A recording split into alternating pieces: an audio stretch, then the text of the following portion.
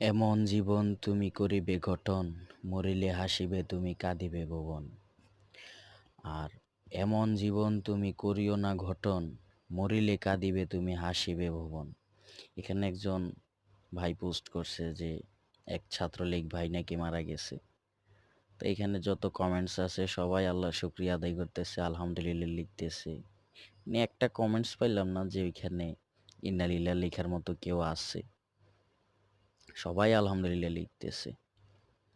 তো ছাত্রলীগটা আসলে মানুষের চোখে এতটাই নিকৃষ্ট হয়ে গেছে। ছাত্রলীগ, আওয়ামী লীগ, পুলিশ। পুলিশ তো এখন আর পুলিশ নাই, পুলিশ লীগ হয়ে গেছে।